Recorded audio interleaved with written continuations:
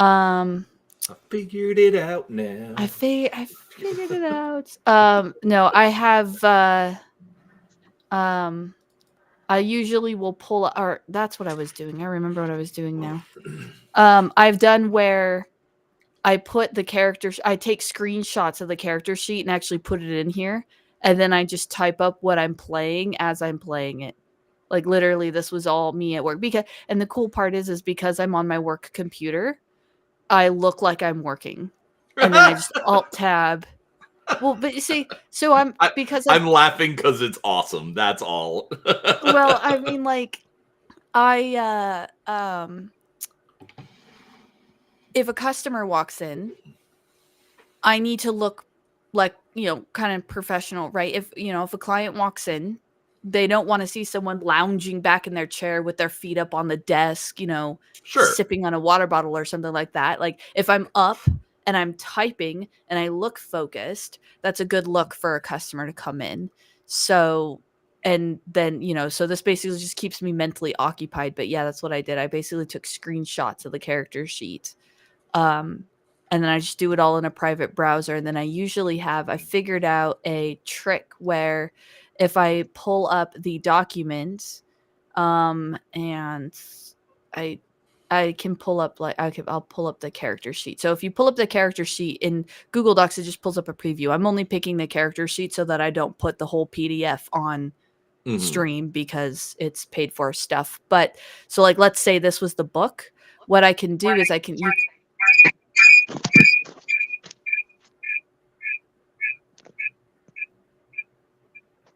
okay.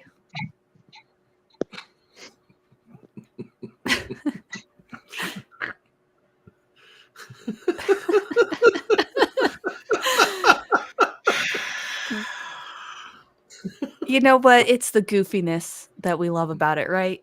Well, and let's be honest, where else is he going to experiment on some of this stuff? He's not as, goofy anywhere else. Right? Drek, so who cares? We're here to have fun. We're here to have a good time, right? Yeah, it's just Seraphis' channel. It's fine. Yeah, it's Talkin Drek. That's what we're here for. Exactly. That's all you got to say. It's Talkin Drek. Yeah. No, Tori, I actually think that's brilliant.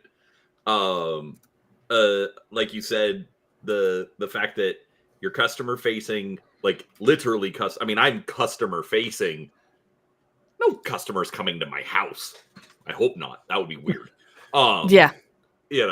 But it, so yeah, you have, a Word document, somebody walking into an office, seeing you on a computer, typing on a Word document, even if they can see your screen, which, let's be honest, 99% of the time they can't see your screen anyways.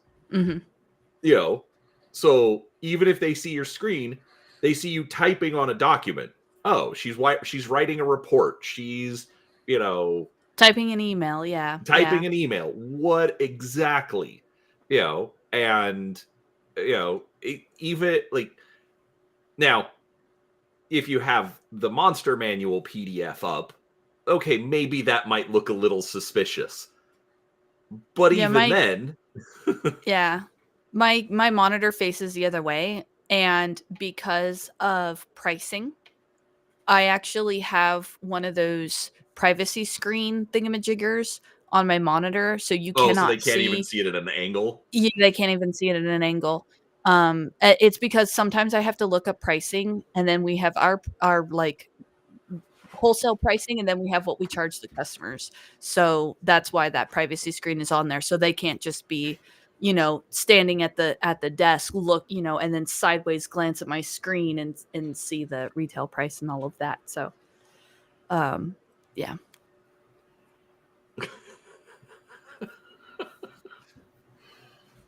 Red versus blue. Yeah.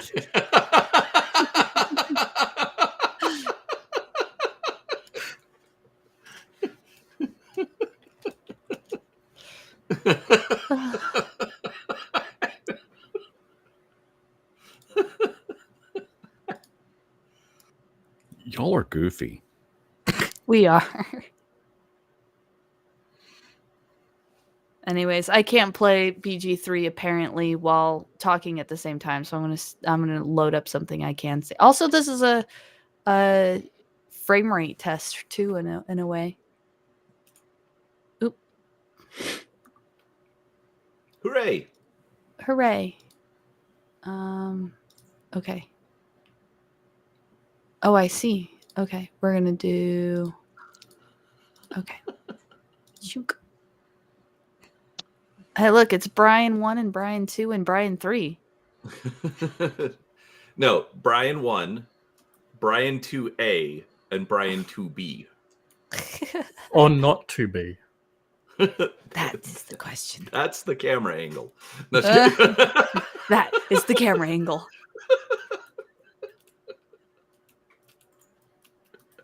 I'm trying to figure out how to mute it. You are not successful. There you go. All right. Nope, still getting an echo. Are you? Really? Yeah, like, say something. Something. Damn it. Yeah. Oh, well. I'll just turn it off. I got 4 cell phones, so I was going to pop up like 5 instances of different things, but I can't figure out how to mute the fucking microphone, so. That little humorous skit is not going to work. Yeah. Just flood me with more pictures of you. No. It wasn't going to be of me.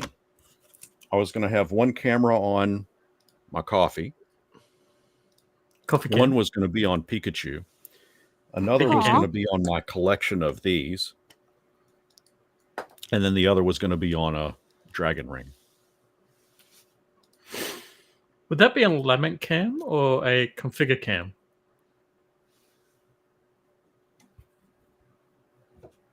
Cell phones. No. What is that red one? Wait, what? Huh? It's a Z Flip. Oh. Oh man, I was totally how old is that? Is that a new one? Yeah, it's new. But I mean, like, what generation? Is that like brand new, or is that like one of the original ones? No, it's the second gen. It's the newest one. Oh, it's got a front screen, and then it opens up, and it's got the main screen there. But then everybody gets green text from you, and who wants that? Gets what? Green texts? I don't know what that means. I think he's making an Apple joke. It is. Because when you text an Apple phone, if you text it from another Apple phone, it shows blue. But if you text it from an Android phone, it shows green. Because technically, if you're going from Apple to Apple, it's an iMessage as opposed to a text. I don't know. Mine are black and white, so.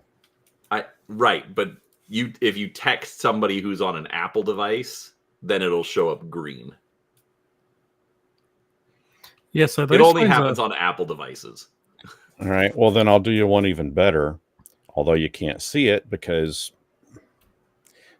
mine actually transitions from whatever color I want it to be. So, like, again, you can't see it.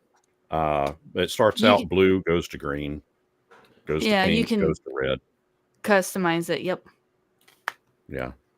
Yeah. So apparently here, those are like $2,000. So we've got Verizon as our provider. Supplier. I mean, same difference, right? And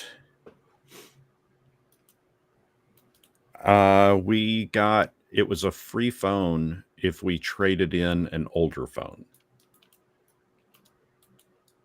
So that's what I did. I have no idea if we do deals like that here. But I had to also sign up for a new 2-year contract, so that kind of sucks. But still, they do them all the time over here.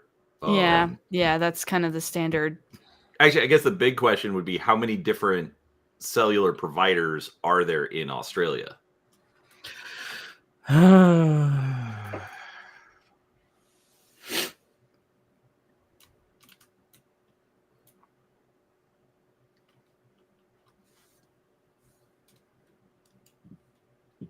Okay, let's clarify this. How many major ones? Major ones, you're probably looking at about 4 or 5. Well, that's not bad. But I'm losing track at about anywhere between 8 and 12 more, depending on how you view them as kind of, because they may use this one's network or that one's Right, network. and that's why I flipped up when you were taking that long. I'm like, oh, he's counting all the little ones, like what we would call like Boost Mobile or Mint or whatever, that don't actually do the network. They just piggyback off of other networks. Right. Yeah. Yeah. It Okay. sounds like we got about the same amount. Yeah. Yeah, there's probably anywhere between 3 and 5 then. But Yeah. Tosha has the widest coverage here. I just like, because basically it's a competition thing. It's come over here and we'll give you a free phone. We'll do this. We'll add this extra feature. To be fair though, ours are nationwide. All of them. Cell I mean, networks are aren't usually ours? nationwide. Like T-Mobile, Verizon, AT&T are nationwide. I can't think. I mean, heck, isn't like Boost? I can't think of a single Boost- cell carrier Boost that is a isn't- piggyback. Boost is a piggyback. Oh well, it's a piggyback, but it piggybacks off. Like, it's not like if I go from state to state, I can't get Boost anymore because it just piggybacks on whatever towers, or it borrows the nationwide. I can't think of a single cell carrier that isn't nationwide. But then So, again, I hold can't. on. You're thinking about usability, not like actual service area. Like technically, like that's where you look at like Comcast or CenturyLink or Cox or whatever. Like they're going to be kind of limited on where their network actually is physically. Whereas like the cell phone, as long as it's got the proper communication protocol, it'll piggyback onto whatever tower. That's where like olden day roaming charges would come from, because you were in Arizona and you went to New York, but New York had a different network, and so you were using that because T-Mobile hadn't built out the whole network between Arizona and New York. So Yeah, I guess I'm thinking of something different, because like around here we have not in terms of cell phone, but in terms of internet around here we have CenturyLink and Montana Sky. But right. Montana Sky is not really an internet service provider. All they are is basically a front desk for CenturyLink. Right. They use all that's what I was thinking of. Right, but that would be a local provider. Yeah. Even CenturyLink is technically a local provider, although they cover a whole lot of area like Verizon and Comcast and whatnot. So are they local if they cover multiple states like that? Well, but it's not it. I mean, it would be quote unquote regionally local, as opposed to like Seraphis said, oh, these guys cover all of Australia. Like everybody covers all of Australia. Whereas CenturyLink does not cover all of the United States. Ah. Cox does not cover all of the United States. May cover a lot, but what'd you say, Brian? Nothing. Really? And I thought I wasn't going to say much today because my throat hurts. I don't know. We still have large areas. Like where I live, it's not uncommon to not have cell service at all. So, and there's literally... It's Montana. There's 3 people there. Well, in Montana. no, there's not. But what's uber hilarious is all of the fucking city people who move here and then get all bitchy because they don't have good internet and they don't have cell service. And I can't. What do you mean you only have one version of the store in the entire valley? I don't understand. Where I come from, there's 3 of them. And yeah, no, I'm so. Again, there's 3 people in Montana. Well, there's technically more than that now because they all moved here. They just whine about it. Gosh, Tori, I'm joking. 3 is a hyperbolic joke. Sorry. I know it's at least 12. It's something that the locals are very, very, very pissed about. So it's a sensitive subject. Okay. Tori, if it makes you feel better, next time they bitch, tell them, well, it could be worse. You could be in Australia. All right. Fair enough. You got me. And on top of that, I don't want to hear it. I live in Arizona. We've been getting people fleeing California for decades. Yeah, technically we have to. You're kind of in the same boat we are, except for we have snow and you have ungodly heat. Yeah, but I don't have to shovel sunshine. I love this snow, I'm not gonna lie. Do you like shoveling the snow? I don't mind it. I put on my headphones, I put on my hat and scarf, and we just got a snowblower yesterday. So a lot of people, I mean, when you have the right tools for the job, you don't have to shovel shit.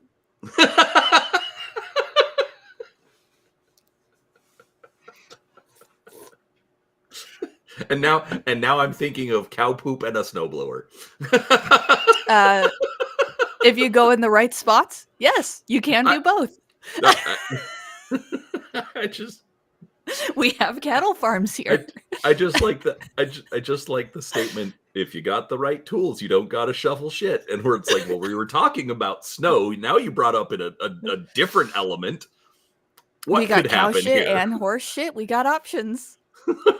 And snowblowers.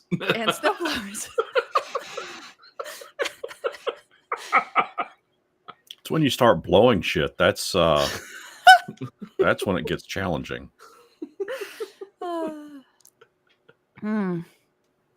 That's a completely different saying here.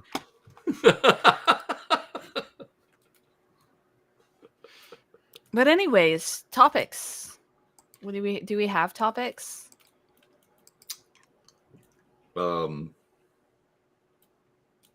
Pretty sure they were, but I didn't write anything down. We were supposed to continue on about where was it? Oh, actually, quickly before everything, I want to apologize to Gur. Because I'm pretty sure I said this after the deep dive anyway, but regardless, I should not have derailed for almost half an hour that fucking stream. I want to apologize again. Okay, number one, you don't have to apologize for that. No, okay? because you don't.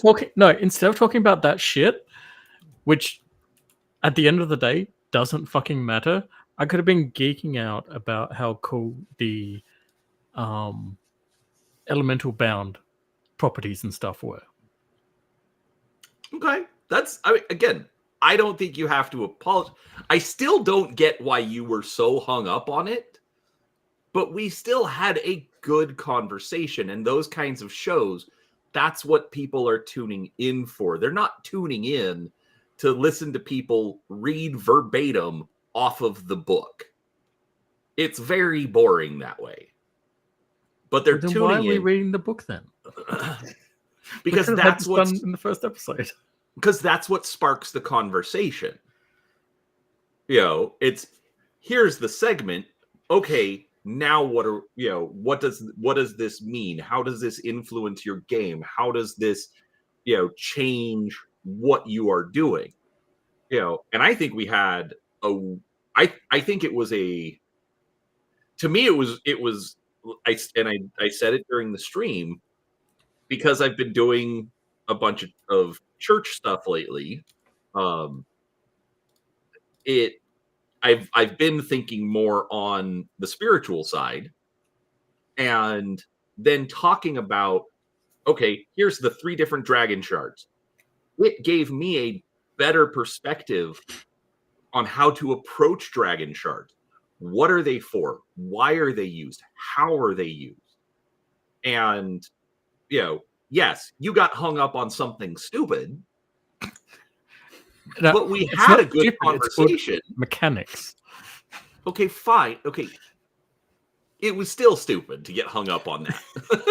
So personally, I enjoyed it, right?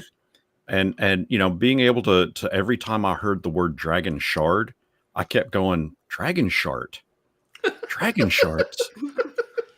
So I mean the chaos that was the rant, I loved it. I thought it was great. Really, you prefer not to hear me talk about dragon sex or druidic sex?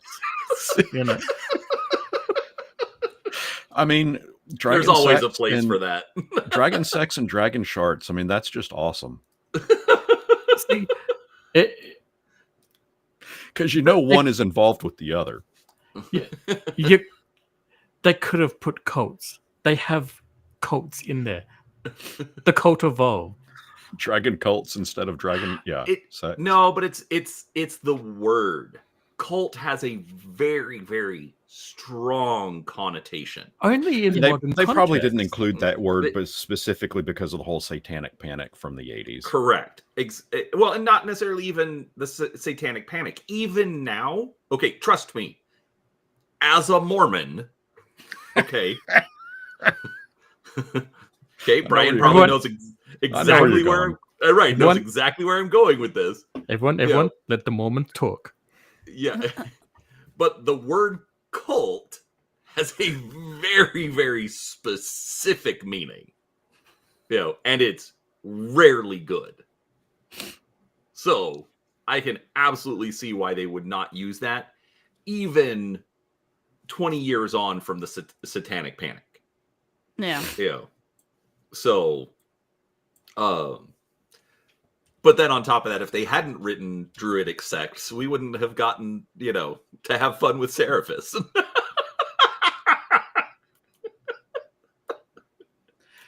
You know what's funny? I was talking with my cousins who are in the D&D game, right?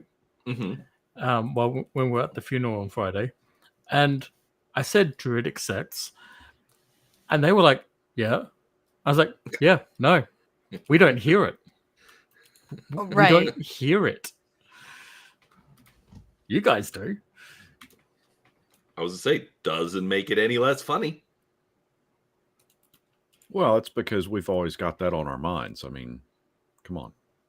I mean, I'm a dude. It's how I roll.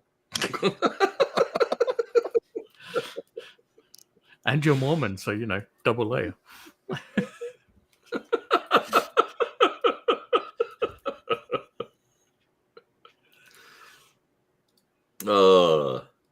Anyways, but yeah, no, it was still a good conversation. I'm glad that. Okay, I'm still declaring that I'm right in how to treat different dragon shards, but it was fun to just have that insight and make that argument. I have a question.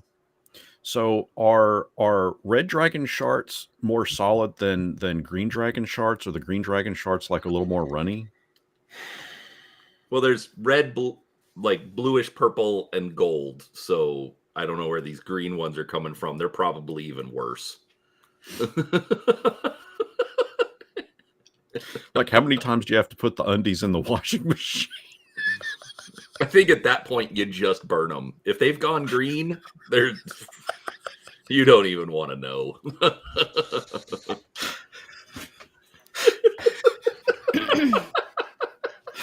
Seraphis, I was expecting this level of chaos from you at the Monster Manual flip through. Yeah. I missed that. I was also asleep. I lost my mind and decided to be a bit more restrained and respectful on your channel, considering it was covering awesome. an official book. Yeah. And I am instantly having regrets. I thought it was an awesome I call it episode, but it was a good stream. Yeah, it was. I only caught the tail end of it, but yeah, it's pretty cool. And I haven't gotten in trouble yet, so. Yay. I also put it in a few other places too, to try and get some more eyes on it. So I think that's where a couple of the new people that were in the stream came from. Gotcha. Yeah, there were a few that I hadn't recognized before. It's always a good feeling. I mean, not that Go ahead. he needs more subscribers or anything. No, I do. I mean, once I get to like 1 million subscribers, everybody that's here, they're going to get benefits from that. Yeah, it's a shared He community. might talk about us from time to time. No, it'll be more than talking about it. I mean, I want to hire folks. If I get 1 million subscribers, I'll have to get to a point where I've got to hire people. I'd like to get you to 100,000 at least, just to get you a play button. That would be worth it. That would be fun. That'd be cool. So, yeah. I actually staying, getting off of, like just getting off. Yay. YouTube business, like we do a lot. Sticking on the monster manual. Don't you hate it when you get sticky after getting off? Yes, that's true.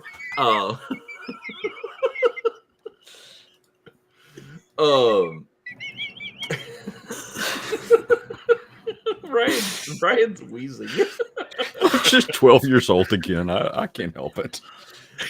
No, I wanted to talk about the monster manual a little bit. Like, I actually have come to the realization that I think a lot of the outrage on the monster manual was undeserved.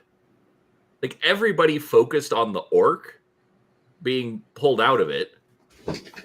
It was their outrage? Oh yeah. Yeah. Oh yeah. Oh. I saw every channel and their dog covering it, but all of the channels I actually follow don't usually outrage. They usually just discuss in a calmly manner. So Tori? Oh no, you finish. No, that was pretty much it. Okay. I was gonna say, let me put it to you this way. After the stream with Game Masters yesterday, on the new monster manual, even I said that was a pretty good book. Wow. But I've got some qualms with it, but it's I did watch the video that Seraphis put out covering the bestiary, the cipher system bestiary. And there are elements in do I? That was just me being bitchy. Yeah, but still, there's elements in it that blow the monster manual out of the water, and I think that's the part that disappoints me. I mean, is the monster manual good? I like it, but I also recognize that it could have been so much more. The Game Masters, Dungeon Masters guide could have been a lot better as well. Mm-hmm. It could have given you more rather than continuing to be kind of vague. Like, bastions can't be touched by the Game Masters, but you can have encounters and stuff there. How does that work? Right. Well, it goes back to, my view on too much artwork and not enough information. Yeah. But goddamn, that monster manual artwork was fucking good. Yeah. There's a lot of good stuff in it.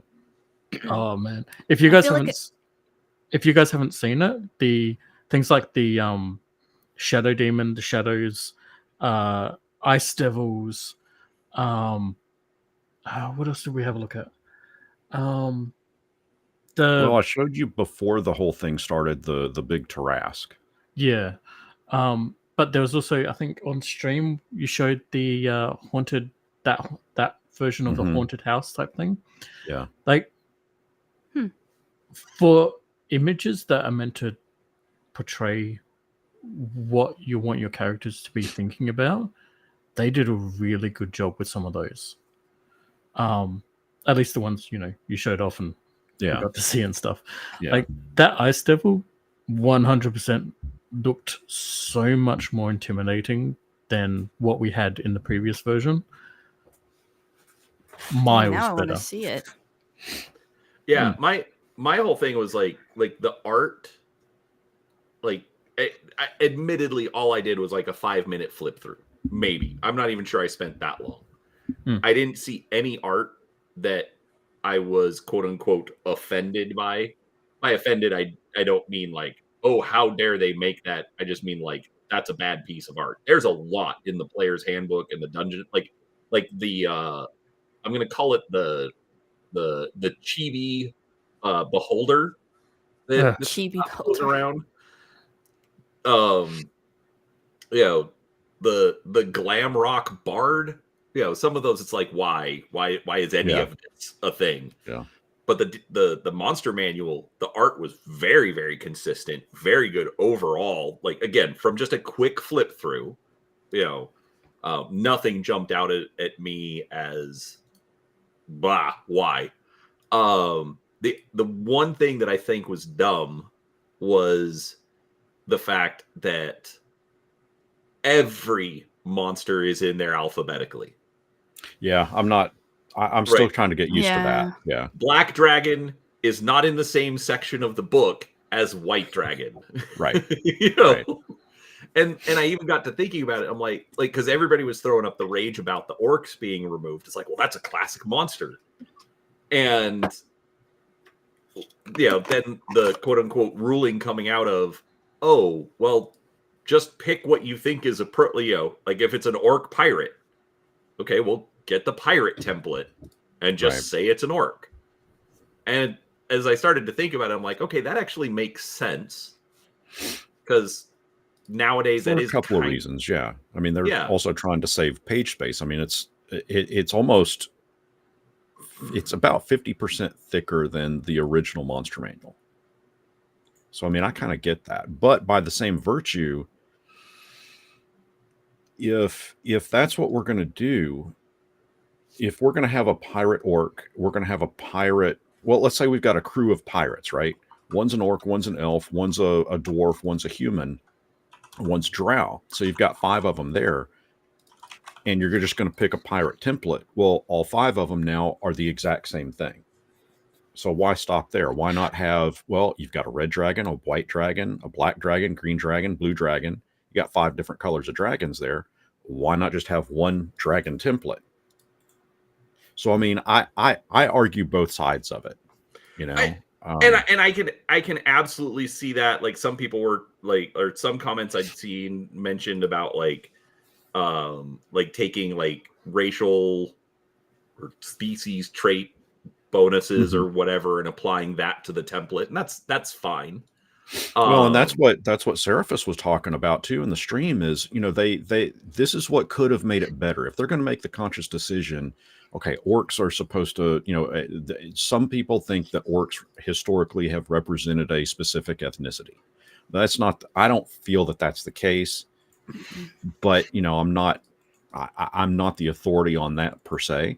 But what Seraphis was saying is that's one of the failings in the monster manual is they could have easily put a guide in there that says if you want to put an orc in as a tough or as a pirate or whatever, this is how you can interweave that.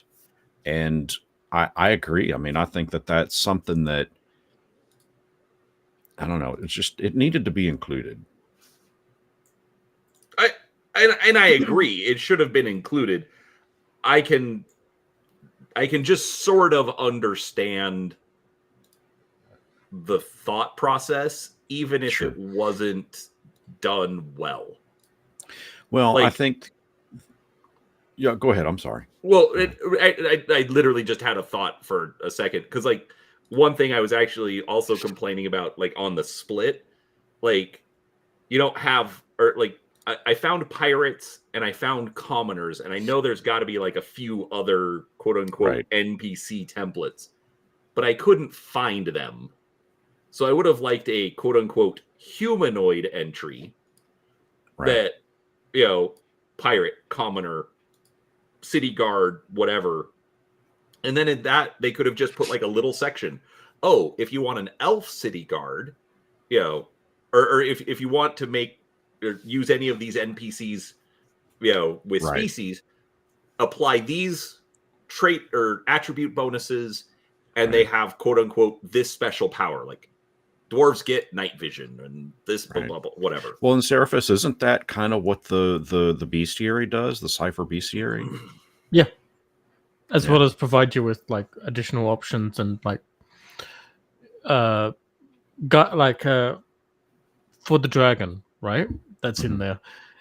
It gives you a bunch of options about different types of breath weapons that you could give the dragon, but then it also provides you with a sidebar saying, hey, these are basically a tier 3 ability, so feel free to look at all the tier 3 abilities provided in the Cypher System rulebook to customize even further a completely different type of dragon. So, yeah. So, like, if invisibility was part of a tier 3, you could give a dragon invisibility. An invisibility breath weapon or something like that. Yeah. And see, I think that's one of the, if I was to complain anything at all about the monster manual, I think that would probably be it. Is it's not revolutionary. It's just a new collection and an alternate presentation of the existing monsters that we've always had. I would rather have seen Wizards think outside the box and produce something more like what the Cypher System Bestiary presented. And I think that would have made people like me really shit their pants over it and go, wow, this is really, really cool. As is, it's another typical run-of-the-mill Dungeons and Dragons monster manual. Nothing, no bells or whistles. It's just, here's a bunch of more monsters. I feel like it's a case of they don't want you to create your own monsters. They want you to buy the next book that has new monsters in it. Right. Whereas, the advantage of Cypher being the same advantage of 3rd edition and previous editions is that, they want you to come up with your own monsters. They want you to make modifications and change things because, that's what you do. That's part of the creativity of the game. Sometimes I don't feel very creative, though. So usually I don't feel very creative. Sometimes I feel very uncreative. So I like having templates and whatnot. Yeah, I'm with you there. I get it. I just reskin everything all the time anyways. I was going to ask Tori on D20, because I've kind of left that by the wayside. Do they have a bestiary / monster manual for that out yet? Not fully, but they do have a pack, like it's called a monster pack. Let's see. Let's see if okay. It is, they have like, so they have the monster pack. Well, so they have the original monster pack that came out with the Kickstarter, that had like how to make a monster and a couple of stat blocks in it, and then they have extra stat blocks that they came out with in the DC20 magazine here. So it does show you like how to create a monster from the ground up. Yeah, in the monster pack one, yeah. And see, again, that's the failing that the D&D monster manual has. It doesn't explain that. I mean, again, it's got a section that explains like all of the different sections in the stat block, but it doesn't tell you, like, if I'm going to create a whole brand new, creature, let's call it Gur. That's going to be the new monster's Gur. Well, how do I determine what its armor class is? There's no formula. It's just an arbitrary number initially. Okay. Look, you just know it's high because have you seen the beard on that thing? Right. And so, okay, so I mean, it's good, but it's nothing compared to the Game Master. That's true. That's true. Well, I mean, so we know automatically it's going to have a charisma of like 18 at least, right?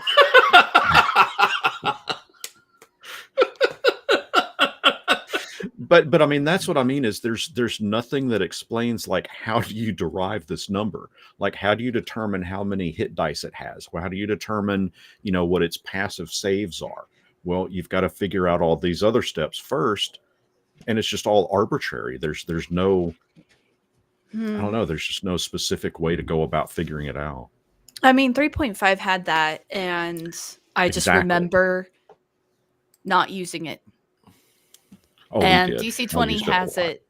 Yeah, I don't use it, and I never would. So to me, it's if I want a monster, if I want like let's say there was no Mind Flayer stat block, right? But there was some other stat block for some other monster that had psychic tendencies, some completely had nothing to do with the Mind Flayer. I would just take that stat block, and then in the session I would say, you see a bipedal squid monster, and then I just use the stat block I want, and then I just describe it any way I want. And so I mean, via those, because that monster pack I showed you has, it's got a couple of different monsters in it, but not as many as, you know, not very many compared to like having a whole monster manual at your disposal. Right. And yet I've made the same, I've run 4 months worth of sessions off of the same handful of stat blocks, because all I got to do is just describe it differently. And then the players are just totally, you know, like they don't really care if it has the same AC every time. For the most part, I mean, a boss should have maybe a higher AC and a minion should have a lower AC, but outside of just minion boss, medium difficulty, other than just a standard difficulty level, what really matters, at least at my table, is what does it look like? How does it interact? And every single monster I make that way, I usually augment in some way. So like, okay, yeah, I use the same stat block, but then I give it you know, a mace or a bow or a sword instead of whatever the default weapon is. I swap out the weapon, or okay, I decrease the HP, but I increase the PD a little bit as long as everything's in balance. So if I increase something, I usually decrease something else. Or if I decrease the PD so that it's easier to hit, I might increase the HP so it can take more hits, or just if I want to make it weaker altogether. So like, I mean, it's just a lot more expedient to take a stat block, go, this is good, but I'll just do this, add this, and then done. Yeah. And I think 99% of the time, that's what most people do. There's that, you know, it's when I've created a homebrew adventure, or, you know, I want to throw in a unique thing. It's that one monster, you know, and I might just need to create one for, you know, an adventure that has taken place over the span of like 4 weeks, but I still want to create something from the ground up. Like I remember years ago when I was running the third edition version of the game, or edition of the game, there was no stat block for an alien or predator or even a terminator. And I wanted those three to be in the system or in the game that we were playing. And so, I mean, I had to basically create that from the ground up. Now, the terminator, I admit I used skeleton for the most part, just kind of beefed it up. But the alien and the predator, you know, those I had to kind of create from the ground up. And I mean, it was pretty easy to do in third edition. When I have created some for fifth edition, I've kind of gone back to third edition rules, created it, and then kind of converted everything or inflated everything to fifth edition. But I don't think that a new player, you know, let's say a new player gets all these 3 core books this year for their birthday, right? They've never played third edition. They've never seen second edition or fourth edition. They've never even looked at the 2014 fifth edition. All they know is the 2024-2025 version of the game. What do you do? You know, I mean, there's no instructions on how to create a new character. You just kind of figure it out. Question. Actually, real quick, you mean new monster, right? Yes. Okay, you said new character. Sorry, monster. Oh. Okay. If I were someone who just got these for, as you said, my birthday, and I had never, first of all, I would one of two things. One, said individual would probably just flip through the book and find something. Like if you're DMing for the first time and you're feeling a little stressed or overwhelmed or any of that stuff, and you feel like, oh, I want to have this, the first thing they're probably going to do is flip through the book forwards, backwards, and forwards again, trying to find something that's close or might work. I'm just Wonder thinking why of like the orc isn't there. No. I mean, if they genuinely have never played before, then the orc would be in the player. That thought might not even occur to them. Honestly, if they've genuinely never done any TTRPG anything before, their only experience is like, I saw the Peter Jackson films and that's it. Or They might I played the game that you're playing.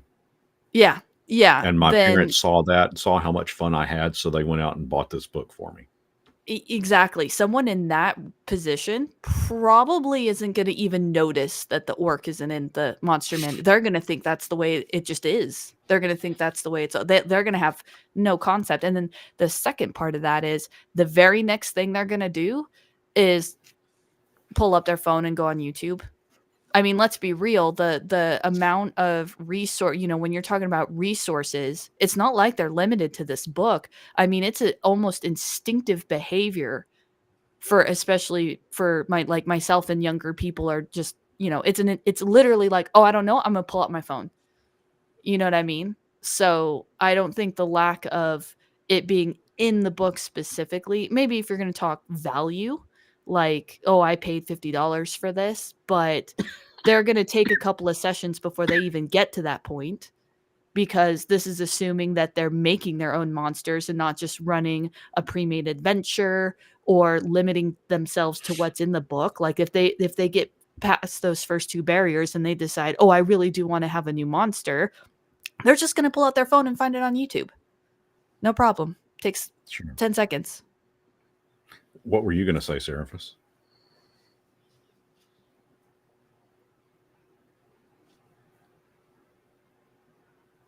Oh, that's right. Pessimistic.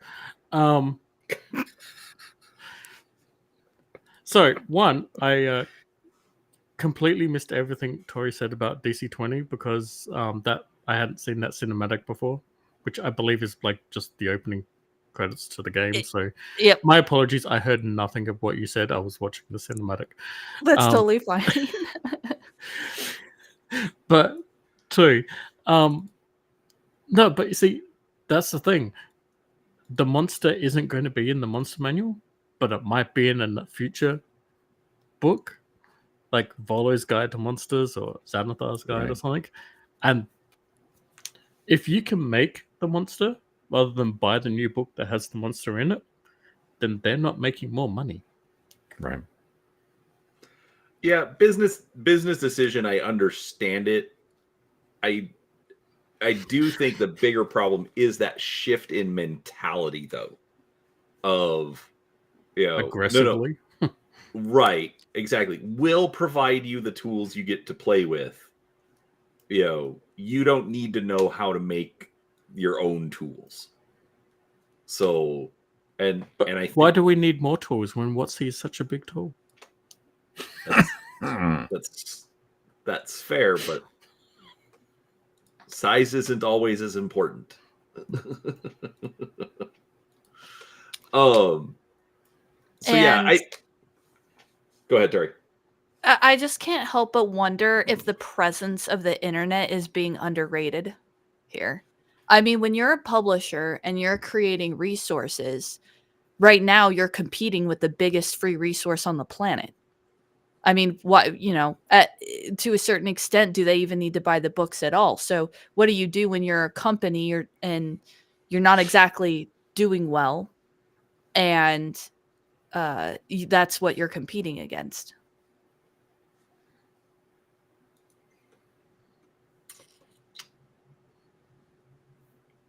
Yeah, I mean, that is one of the biggest problems with this hobby as an industry. Like I'm gonna make a horrible example. I'm not sure if it'll fly. You can all tell me if it doesn't land, and you'll see why that's a pun intended here in a second. Say you are into model airplanes. Okay. Yes, you can build one model airplane and then be done, and just go fly your one model airplane for the rest of forever.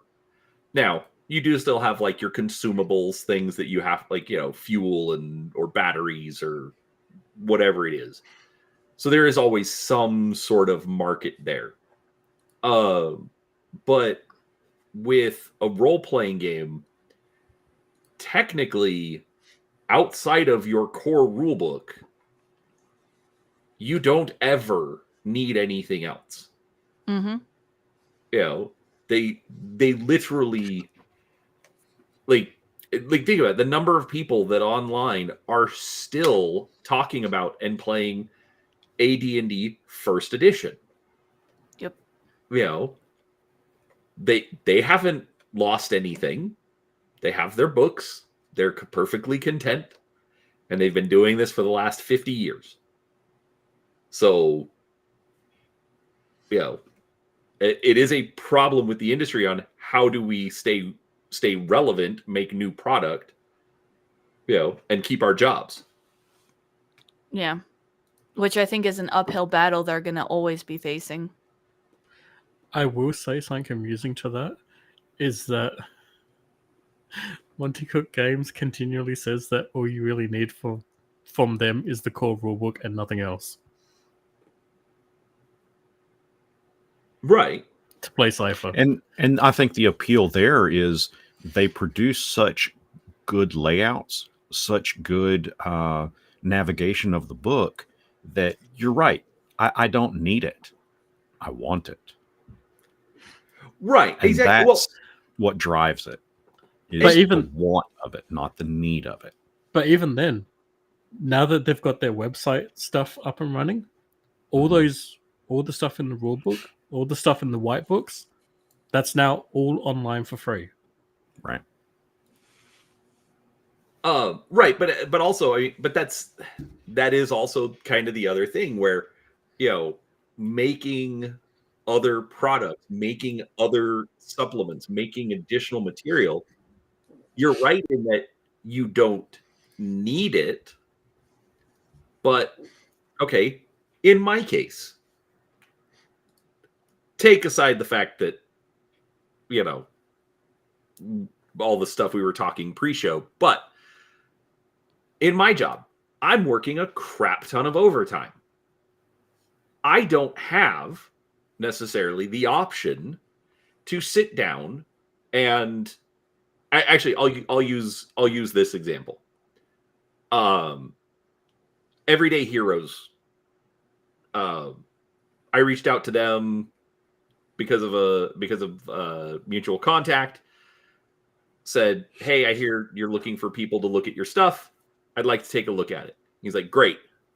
Sends me the book. Now, Everyday Heroes is basically, quote unquote, 5e modern. Okay. And what I've looked over it so far, everything you need is in there. Now, in a modern setting, what am I going to want to run? I'm going to want to run this mythical, quote unquote, not G.I. Joe game that I've been talking about for years. Okay. But it doesn't have necessarily all the military characters I want. Now, can I sit down and come up with the rules and do everything that I need to do to customize the game to do my not G.I. Joe game? Or should I wait 6 months for the military supplement that's coming out? And now I don't have to do that work. I can pay somebody who's already sat down, put in the time, written the book, given me the material that I need, and I can go on and play the game. But are they going to have the option to create like a not half man, half snake Serpentor character, or one that can wear multiple faces? And okay, I'll just say it because I don't know how else to describe it. Zartan, which was always one of my favorite characters. And I love the figure on it. You know, like you take it in the sunlight and it would kind of, you know, get a tan. I always thought that was cool. Does it have rules to be able to create either one of those type of characters? Right. No, but that is a completely fair argument. However, I am much more excited about the prospect of maybe I've got to come up with half man, half snake Cobra Commander. Serpentor was actually just straight human DNA. Nice try though. Oh no, wait. Commander. I'm sorry. No, that was not Serpentor. Serpentor was the human that flew around in the gold armor. I'm thinking Cobra Commander. Was it Globulus? Oh, Globulus. Yeah, that's true. That I was thinking like Cobra Commander turning into a snake, but yes, Globulus. Man, good job, Brian. Was it Globulus or was he one of the guards? No, Globulus. Okay. You're right. In the cartoon, I think it was Burgess Meredith that did the voice for him or something. I don't know. I hated G.I. Joe, the movie. I refuse to acknowledge that Cobra Law exists, even though I have knowledge of it. So just there we go. Anyway. You mean Cobra? La, la, la, la, la, la, la, oh my gosh, I will stab you.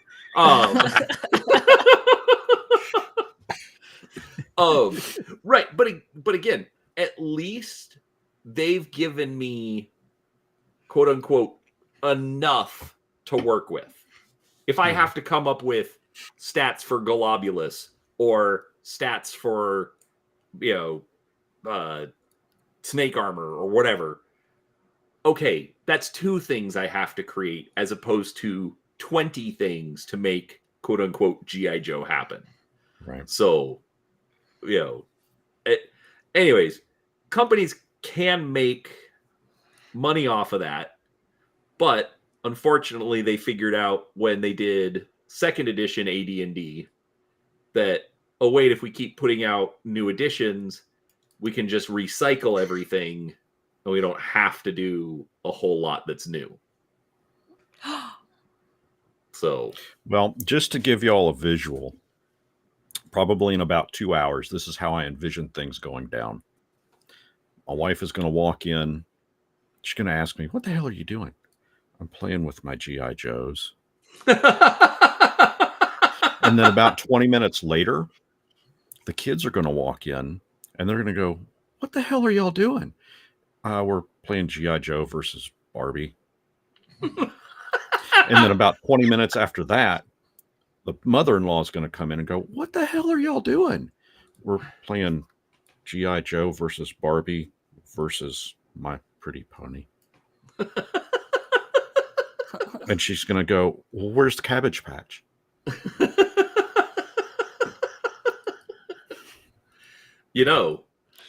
There's a rule system that can do that. And it's Cypher. Cypher system has to be able to do that. I mean, not yes, yet. It can.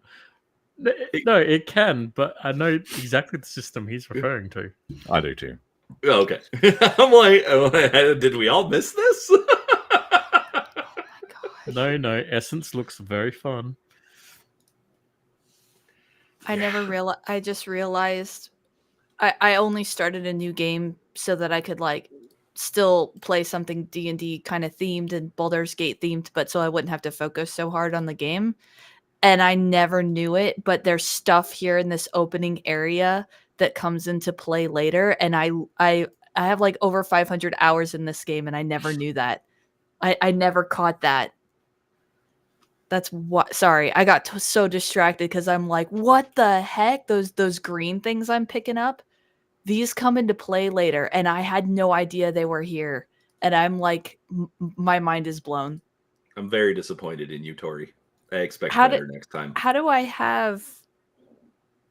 My goodness, I can't see the thing because my speaker's in the way. Tori, we're gonna need your hobby card back now. 504 504.3 hours in this game, and I never knew that these were in the opening area / I didn't understand the significance of them, and now I do. Wild. Crazy. See, what I was saying, I think before we went on stream, actually, I think it was before you joined us, moments like that are what really connect me to a game. When I have those aha moments or those light bulb moments, it really endears a game to me. It helps me for it because we were talking about the lore originally. Because I think in the group chat we were sorry to derail, but we were talking about the significance of lore, because I know that Seraphis is none too happy with the new Eberron books, and so I was pondering how accurate the lore is in this game and the significance of this game on the lore. I think it creates its own. I mean, it's Forgotten Realms based, though.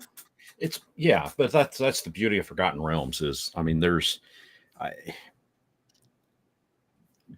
lot of lore out there. I don't know that game connects much to it. The big thing to consider, illithids didn't exist in the original Forgotten Realms. You know, it wasn't until Spelljammer came out that we had mind flayers. But the whole introduction of the little tadpole thing that goes you know, in the eye and turns you, that's a 5th edition. I don't think that existed prior to 5th edition. No, that doesn't sound right at all. I mean, I don't remember. I mean, I could very well be mistaken, but I don't remember the tadpoles being in any other previous edition. I don't know what you're talking about. You remember Star Trek II, The Wrath of Khan? Yes. Okay, so he had those little worm things that went in the ear. Well, in Baldur's Gate 3, they've got little tadpole things that kind of do the same thing, only it goes through your eye and it turns you into an illithid. Let's see. I mean, I guess. I thought they were just brain suckers anyways. Not necessarily and would just reproduce with their own kind. Mm-hmm. I have no idea. I mean, I think because Mr. Rex, when he does his lore videos, he goes into much earlier editions. That's where he gets most of it. And he did 2 videos on mind flayers, and I don't know that he explicitly says it, but I'm pretty sure the concept of ceramorphosis was before 5th edition. So, because the illithid Roper appeared back in 98. I mean, that's still an assumption, but still.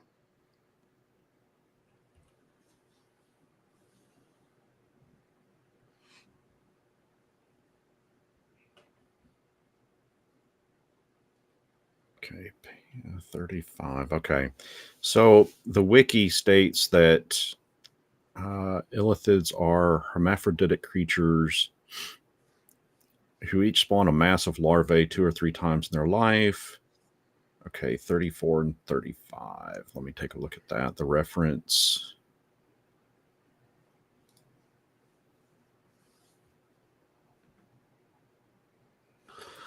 There's 34. 35. So, I mean, I'm not finding a spot where it specifically says, but the elder brain because the brine that the larvae live in is the same thing that the elder brain typically lives in. And the elder brain appeared earlier. Again, that doesn't necessarily mean that the tadpoles did, because they could have been developed separately, but you know, the tadpoles and ceramorphosis is something that could have been added, you know, later and over time. So it's I'm not saying you're wrong, because you could very well be right. It's just odd to me that they've been around for so long. And the concept of the tadpoles being only 5th edition.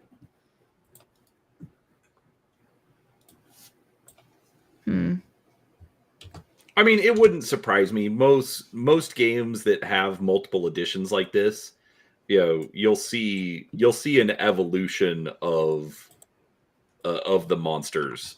You know, yeah. like this. I mean, this it could time, be possible.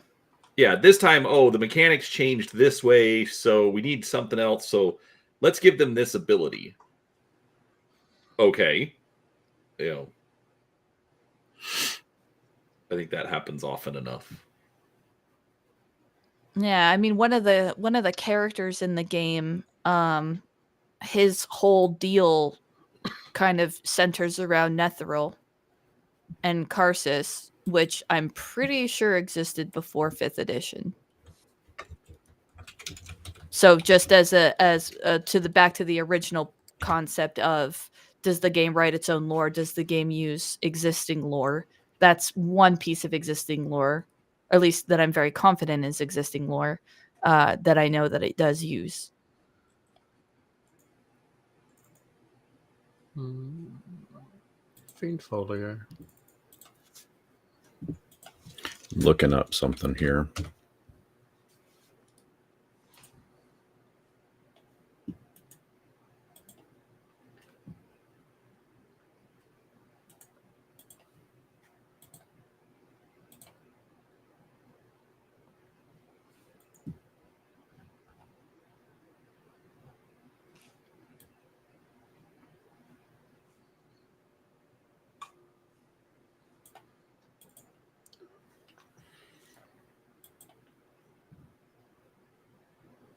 Page not found. Of course. Why? That would be too easy. Yeah. Well, anyway, evidently there's a mention of it in Dragon Magazine 255. What I can't verify is what. Hold on. Because Stand by. There's like the concept of mind flayers goes way back, but what's no, the concept does, but that doesn't necessarily guarantee that the concept of seromorphosis does. You know what I mean? Like Gur said, it's normal for the lore to elaborate over time.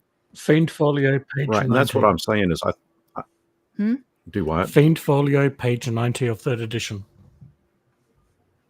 And it talks about the tadpoles. So, seromorphosis completely replaces the original tissue of the victim with illithid tissue when the transformation is complete. Yeah, talks about the tadpole. Yeah. Okay. When a tadpole is inserted into the brain case of a host human, usually via the ear canal, the tadpole burrows into the victim's brain. Yep. Tadpoles. Mind flayers are freaky buggers. Then. Yep. And I mean, to what I think Game Masters was hinting towards or getting at, it would not surprise me if there was additional, like if the game adds its own new lore on top of the existing lore. But I have a lot more faith in Larian to do that respectfully, and there's a way to do it where it's well done, and there's a way to do it where it's destructive to the existing property, which, if I'm following correctly, is basically one of your big complaints about Eberron, is that the new lore is destructive to the existing lore.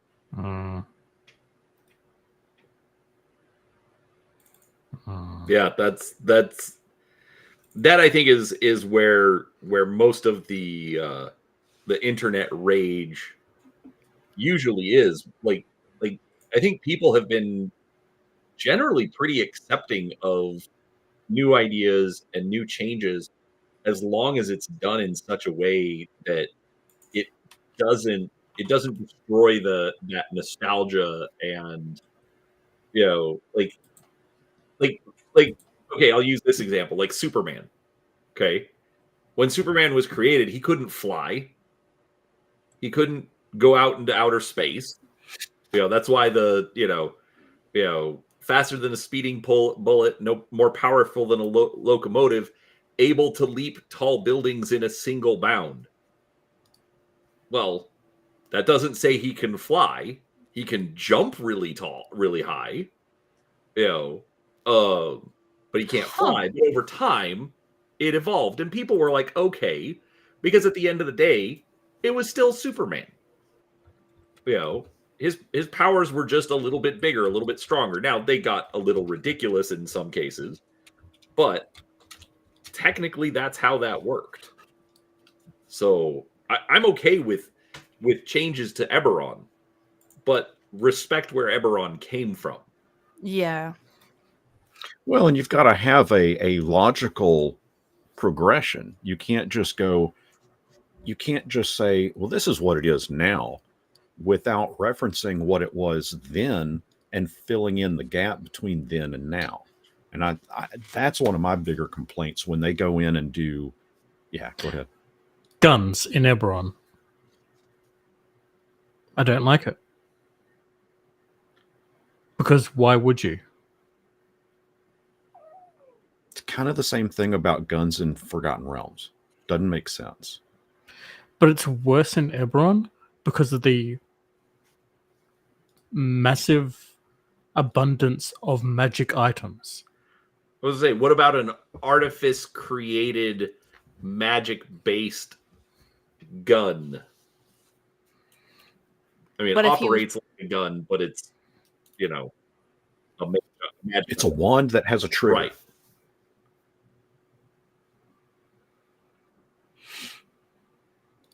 But I think Seraphis is talking more like not something that shoots magic energy. I think he's actually referring to firearms. Like yep. Firearms, like with physical, lead, copper, and shrouded bullets. If people want to have like gun wands in their game, fucking whatever, sure. Doesn't make sense to me, but whatever. Well, no, actually, you know what? I have a way to argue against it. Okay, Dune.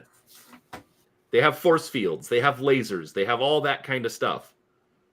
But a lot of times they end up fighting with swords.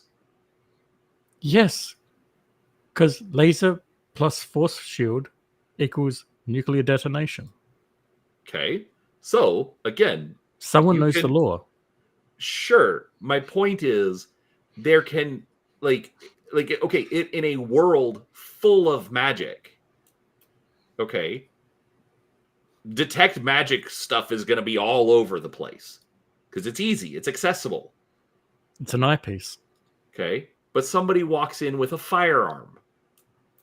I have come up with a way to sling a projectile using, to lethal force. A combustible item. Then what's the difference between that and a light crossbow? Travel time. Bulk.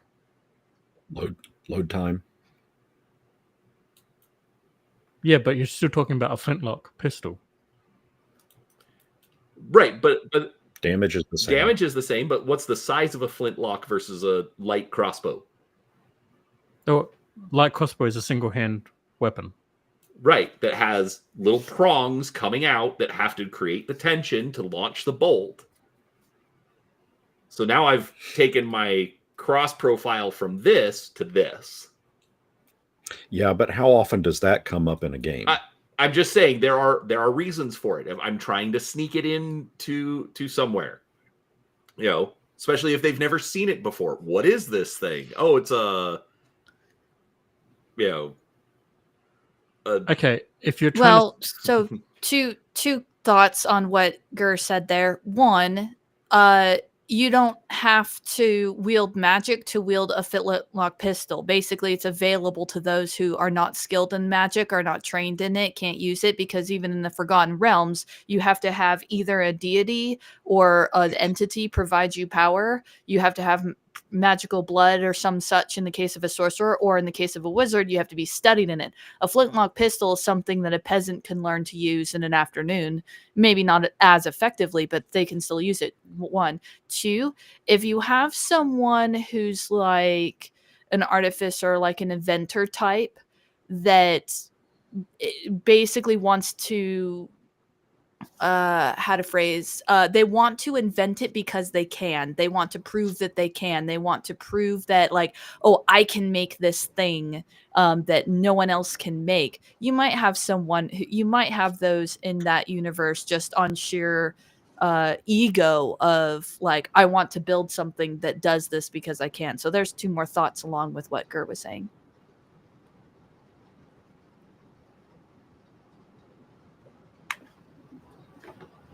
Yeah, just because you have so much magic does not render the mundane irrelevant. Well, here's the counterpoint that I'm going to have to agree with Seraphis on this one. Guns and Eberron. In order for them to exist, one of two things had to have happened. Either they simply popped into existence, and the established lore really doesn't lend to that being a possibility, unless you had somebody like Merlin, and I'm not talking about the wizard Merlin, I'm talking about the gunslinger Merlin, found a way to open a door to get into Eberron and just left one of his firearms behind, and somebody, an artificer perhaps, took it and reverse engineered it. Okay, granted, I'll give you that a possibility. But if that was the case, that is lore that would have needed to have been established, and it wasn't. Mm-hmm. So I think we can effectively rule that was not part, that just somebody walking in with one never happened. Like, we can establish that. The second possibility would be like how firearms came to happen on our planet, on Earth, over evolution. You progressed from throwing rocks to creating bows and arrows to creating, your basic firearms. The key difference is in Eberron, you've got magic that can do that. So there would never really be a need for firearms to even develop, through gunpowder. That's I think that's where I would have the issue with it. Why just suddenly they're there? It doesn't make any sense. And I'll make one small counter argument to that. Eberron was literally designed stating, if it's in 3rd edition D&D, it has a place in Eberron. Core rulebooks. And unless I'm mistaken, firearms are listed at least in the Dungeon Master's Guide. Well, they are, and so are laser weapons. I'm just saying, you could also make that argument. Maybe they didn't write a lore piece for it, but you could make an argument for it. And now, is Eberron the one where the Warforged come from? Yep. So why is it that Warforged are okay, but gunpowder isn't? Because magical constructs are a quote-unquote staple of fantasy since I don't know how long, but... Oh, but they're magic-driven. Yes. Yeah. Mm-hmm. Whoa. Okay. Oh, can I just spoil it? Yes? Yeah. They were meant as material vessels for the Kore before the Kore. Oh, really? Sure. Yeah. Okay. Where's that from? Magic of Eberron or The Explorer's Guide. One of those two. Huh. Yeah. Coming to Deep Dives on Gaming with ADHD in 4837. There's a artifact called shit. That's a gross artifact. It's a docent, one of those intelligent items that can be embedded into Warforged. Right. And this one's an artifact one because it is one of the surviving original ones created by the Dreaming Light of the original Dalcor. And if you can trust it, it says that the original Warforged that you can find remnants of in Zendrick. They're all the original host bodies that these dream spirits use to explore the material plane. And then the giants copied their design and made armies of robots for themselves, and then Darkcore went into the dreaming dark, and now we have horror dream spirits that try to, sonically leech our brains. That's actually cool. Yeah. I admit I don't actually know that much about Eberron, but one of my players played a Warforged once. Most people don't. Well, that's why I enjoy y'all's live stream, because I mean, I'm kind of in that same boat. I don't know a whole hell of a lot about Eberron, so I'm enjoying getting the doses of that medicine. Me too, for the same reasons.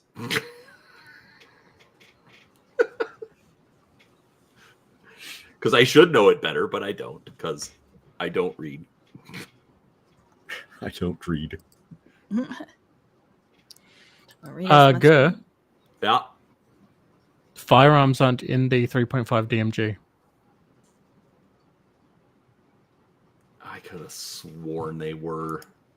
I'm looking. There is no addendum for additional here. No, it's not. I think it's a supplement. In which case, it doesn't necessarily count. That's true. However, do you know what does count, Gur? What? The pressure blow darts. Hold on. Page 144. And 145. Building a different world section, page 144. Page 145, and this is from some Wikipedia RPG Stack Exchange. Page 145 provides details for Renaissance weapons, pistol, musket, bomb, Asian and weapons, bomb. and Renaissance weapons. However, this is for building a different world. I'm just saying it's in the core rulebook.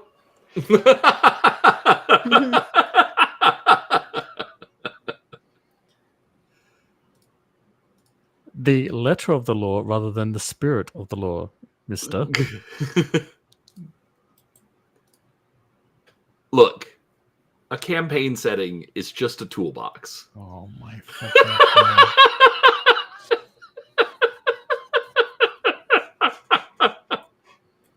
Look. Okay, so here's the question. I'm going to drastically change the subject, right? Portal opens up in front of you.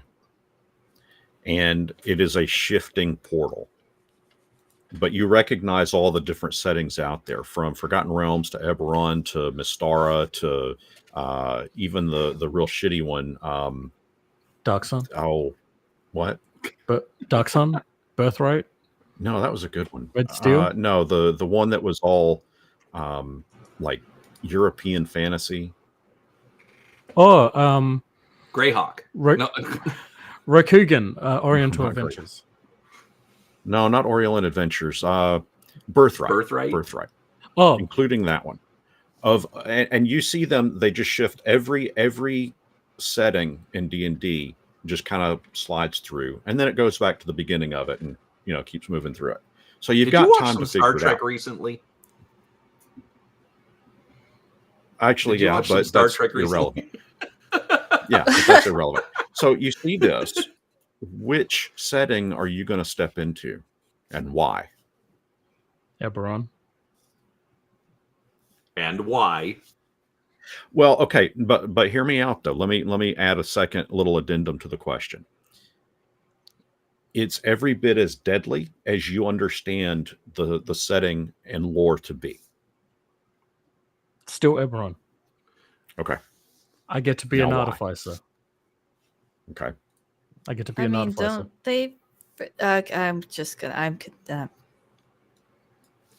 So they all have their own different flavors and their own different takes on fantasy. I'm gonna say Eberron because technically, fantasy is not my go-to.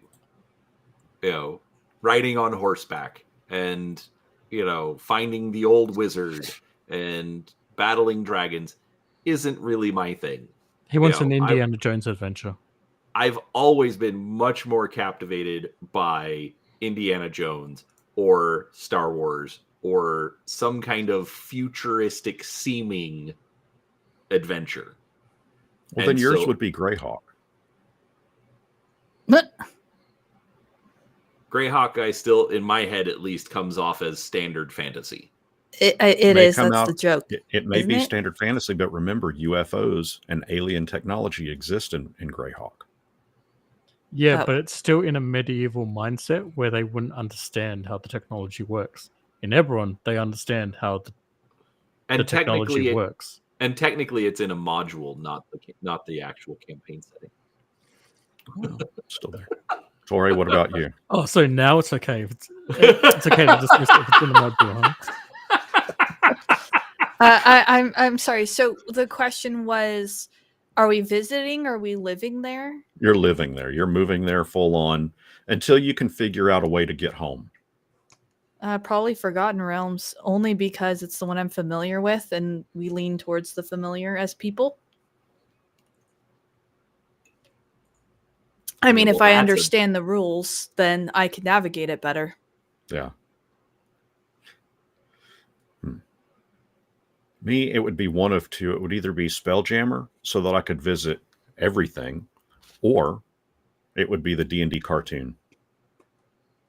How the realms. That's exactly where this idea came from.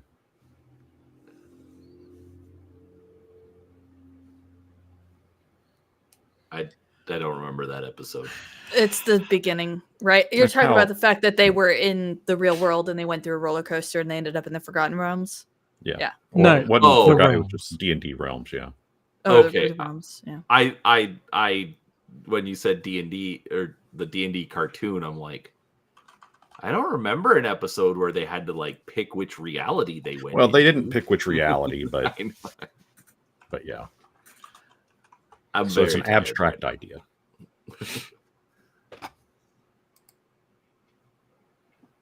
That's just been on my mind lately.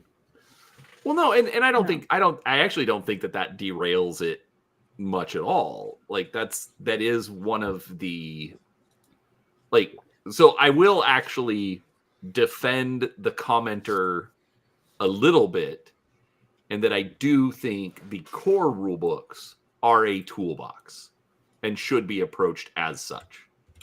You know, add what you want, take away what you don't. I mean, that's how I play all the time with any book. Right. But the campaign setting is then taking that. The campaign setting, let me back up a little bit. The core rules is your bucket of Lego. The campaign setting is the instruction book to build something out of your bucket of Lego. Yes. But that's not what he said. I know guess- that's not what he said. I guess it's just my interpretation, and I don't use campaign settings, so apparently I'm green to the concept, but I don't see any book as being different than the pile of Legos. Like I don't get this concept that because it's a setting book, it cannot be altered at the table. And the thing is, you're not wrong, but you are also misunderstanding what we're saying. Okay. You buy a Lego set. Okay. It is a bucket of Legos that comes with an instruction book. You want to take those pieces and put them into any other set and make your own creation. You can do that. But if you want to build that set, you follow the instruction book. The campaign setting is the instruction book, not the Legos themselves. Go, shut up a second. Tori, have you seen Star Wars? So when he says that, what I'm picturing in my head is me taking the instruction book, flipping to, say, page 2 or 5, finding the one bit where they make the one thing, like the house or one small section of the set, and then building just that, and then taking the rest of my Legos and building what I want, basically utilizing that instruction book to build just the piece that I want. I'm going to jump Seraphis real quick because I like that example.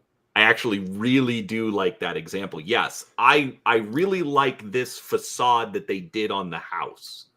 I'm going to flip to that page, build that facade, but then I'm going to put that into my own construction that I'm building the rest of it around it. Yes. Yes, and that's fine. Mm-hmm. At your own table, at your own game. But what you're saying is that the publisher is doing that. Yes, No, the publisher is doing it. Well, the publisher is publishing an instruction book. I've angered Seraphis because I brought up the commenter again, who's saying that the campaign setting is the bucket of Legos, when in reality, it's the instruction book. I'm totally with Seraphis as far as where we've evolved this discussion. And WotC doesn't have the right to fucking change the entire law of the setting. Okay, I don't like that word because they absolutely have the right. I was to say, yeah, technically they do. Fuck off, the stupid fucking cunts. That's what they are. To answer Seraphis's question, because I want to know where that was going, yes, I have seen Star Wars. Okay. At least certain films. Okay. Have you seen The Acolyte? No, but I have seen scenes from The Acolyte. Okay. Is The Acolyte Star Wars? Technically. Would you want it in your Star Wars? Well, I solved that problem by just not watching it and just watching and enjoying the originals. The answer he's looking for is no. But the thing is that question. See the way he asked that question. No, I think the correct answer is, well, I'm hostile and angry about it. If somebody wants it, sure, let them. But if somebody doesn't, they're free to pick and choose what is included or not. Yeah, I get that Seraphis is pointing out that when the producer or publisher does it, they give the audience less choice. So, for example, if the next Star Wars movie that comes out includes a bunch of Easter eggs and callbacks to The Acolyte, they're ostensibly making the choice for you in terms of what's canon and what's not. But even if that's true, I take that to a small degree, because at the end of the day, I mean, you said yourself earlier that there's people that play second edition and they just continue to play, or first edition or whatever, they play the older editions and they don't give a shit. So it's one of those where it's like, I mean, take the new Dragon Age game. I just don't play it. I don't get bent up about it. I just don't play it.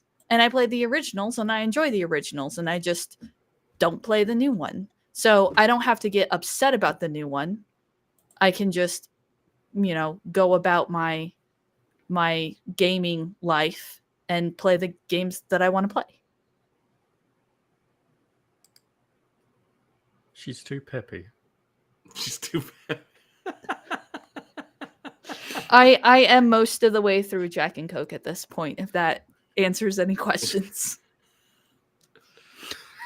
It still just blows my mind this early in the morning. Jesus. Hey, right now it's like lunchtime for her. So I've been up since 2. I have been up for hours. Fair enough. Yeah, fair enough.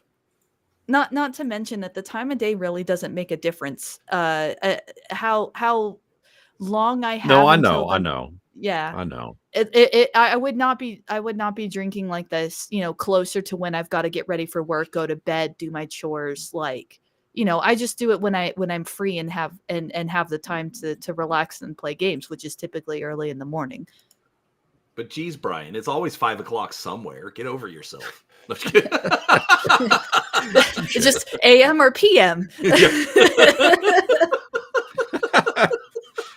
In Australia, it doesn't matter. No, but I can see where it's different if the publisher does it versus if you do it at your own table. Simultaneously, though, I don't want to get into a place where I'm so caught up in what the publisher's doing that I forget to take a step back and say, okay, but how does that affect me? Does it affect me?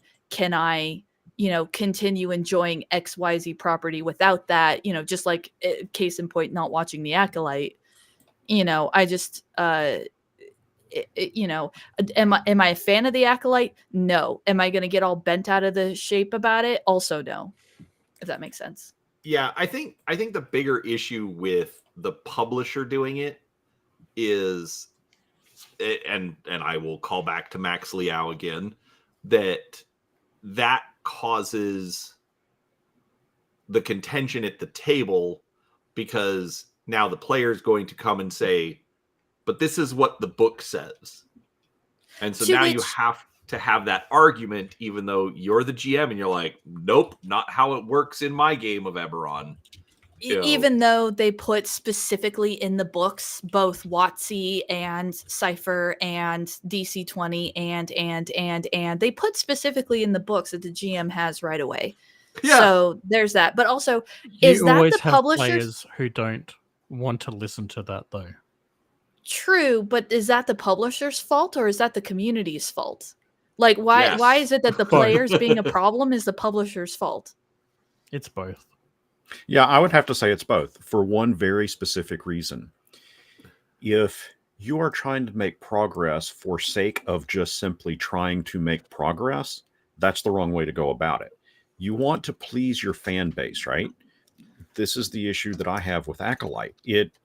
I feel like they tried to introduce elements into it to make progress for sake of making progress, for sake of being sensational. And it did not work because the majority of the fan base didn't care about it. It went against, like sandpaper, it went against the already pre-established lore. And they tried to retcon and rewrite what that established lore was. And the diehard Star Wars fans are the ones that put the money in George Lucas's pockets.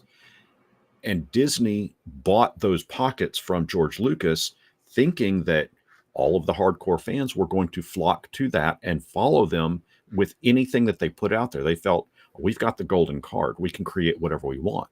Well, it has backfired on them pretty much since day one. Exactly. And, I think that's good. I think that's what the root of it is. When you go in and you start tweaking and fumbling established lore, you're going to have people get upset about that. Upset and or just ignore it entirely and move on to other things. Let's be honest. The Acolyte was just a giant multi-million-dollar fanfic therapy session for Leslie Hesland and all her personal problems. Right. It's not even to the point of messing with the lore. The Acolyte reaches a whole new level of bad as a self-contained unit, independent of Star Wars. It was just bad in general. And part of that was because Leslie only wrote it for herself. She wrote what she wanted to see, what she wanted, what she would like, and poured all of her personal issues into it. And the rest of us are standing around going, we don't care about your personal issues. Right. Yeah. Okay, it's after 1. Oh, shoot. Sorry, I lost track of time. No, we were having a good conversation. Seraphis just wants to be a good dad and get his kids to school. Get something remote to sleep. Yes, go get some sleep. That and your camera is completely out of sync at this point, so... It is? Yep. Oh, not for me. Not for me. Oh. Just you, Gur. Your camera is out of sync.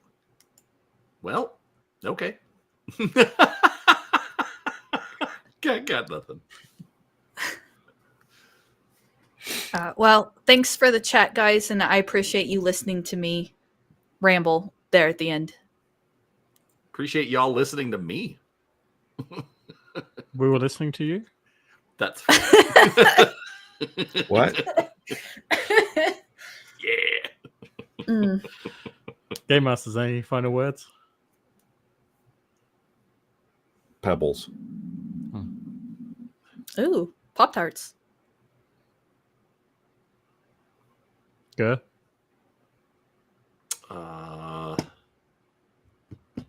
Cough drops. Oh. Miss the alliteration. I know what Seraphis' final word is. Penis.